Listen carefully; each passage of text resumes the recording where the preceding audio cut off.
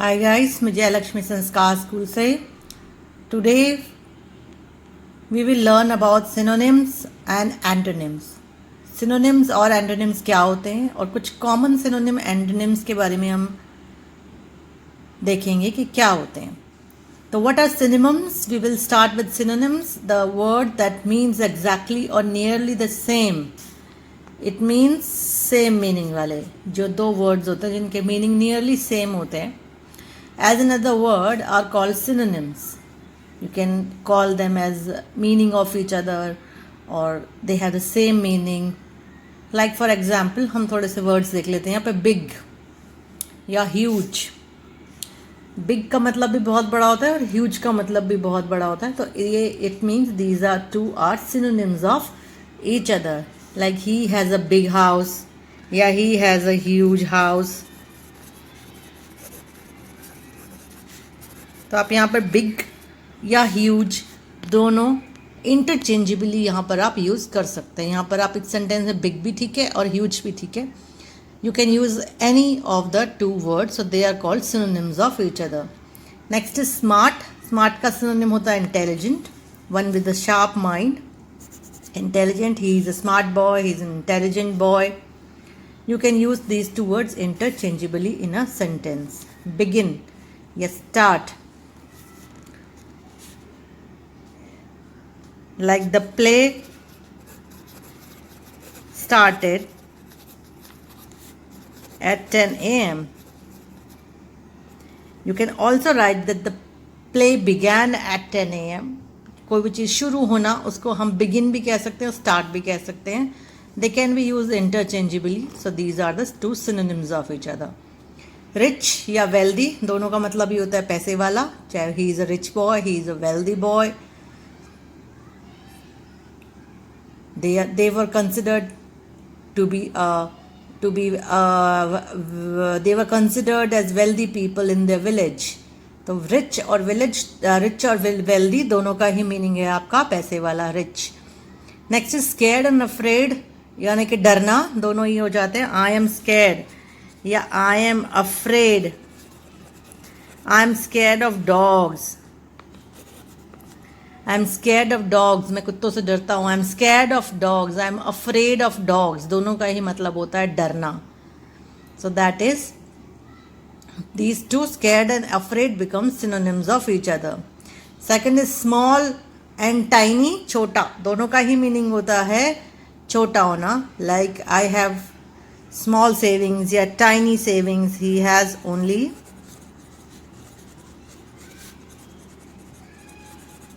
Small savings. और आई can से tiny savings, यानी कि बहुत छोटा, बहुत कम, बहुत थोड़ा.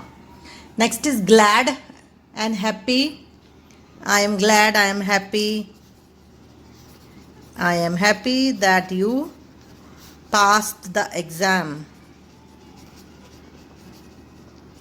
यहाँ पर आप हैप्पी की जगह ग्लैड भी यूज कर सकते हो. That I am glad that you pass the exam. तो happy and glad can be used interchangeably. आप दोनों में से कोई भी वर्ड यूज कर सकते हैं.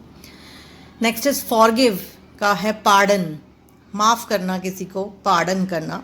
जैसे कि आप सुनते ही हैं कि द प्रेजिडेंट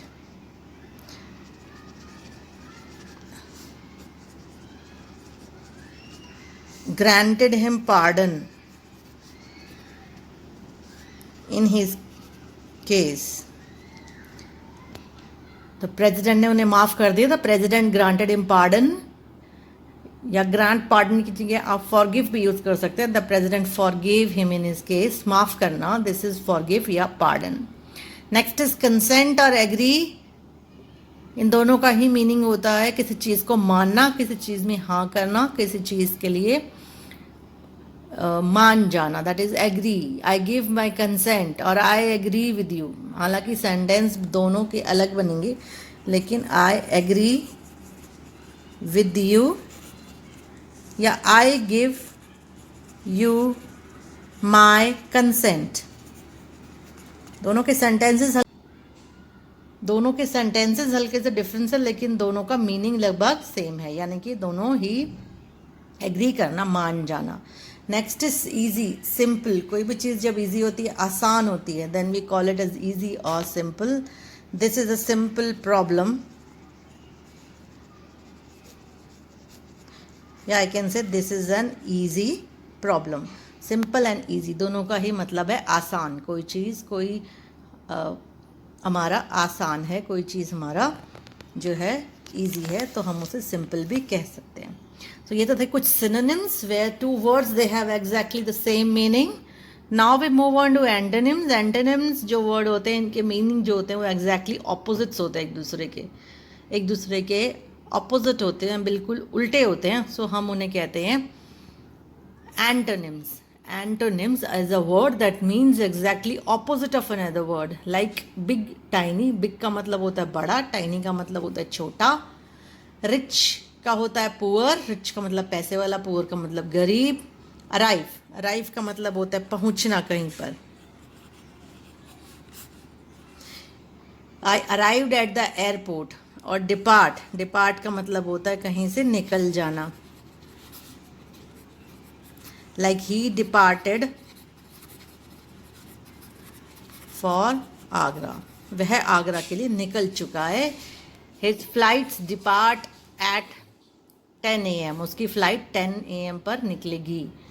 Arrive पहुंचना होता है. Like his flight will arrive at 10 AM. उसकी फ्लाइट 10 AM पे आएगी.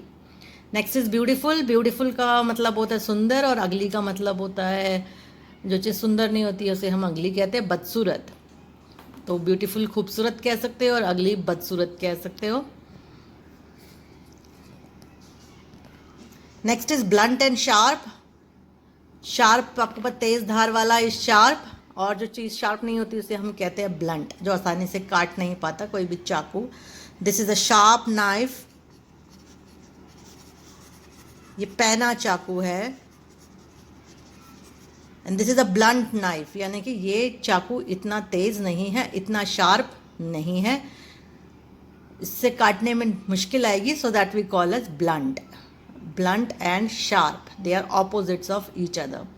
Next is fast and slow. Fast होता है बहुत तेज, स्लो बहुत धीमे. जैसे don't drive fast, drive slow. तेज चलाओ, धीरे चलाओ. So that the two are opposite of each other. Next is always and never. Always means हमेशा, ये काम हमेशा होगा. ही या नेवर यानी कि कभी नहीं होगा. फॉर एग्जाम्पल मैं कह दूँ ही इज़ ऑलवेज लेट. वह हमेशा लेट होता है, लेट आता है. इसका ऑपोजिट हम कह सकते हैं ही इज़ नेवर लेट, यानी कि वो कभी भी लेट नहीं आता, हमेशा टाइम पर आता है. सो ऑलवेज का ऑपोजिट हो गया नेवर. ऑपोजिट की जगह मैं वर्ड यूज़ करती हूँ एंटोनिम, यानी कि always is an antonym of never. Next is easy. Easy का होता है डिफ़िकल्ट. ईजी का मतलब होता है आसान, डिफ़िकल्ट का मतलब होता है मुश्किल. So this is a difficult problem, और but I find it easy. So ऐसे आप सेंटेंसेस बना सकते हैं. एंटोनिम्स और सिनोनिम्स इनमें से आप पढ़ सकते हैं. सो ये कुछ एंटोनिम्स एंड सिनोनिम्स आज हमने किए. Do practice these.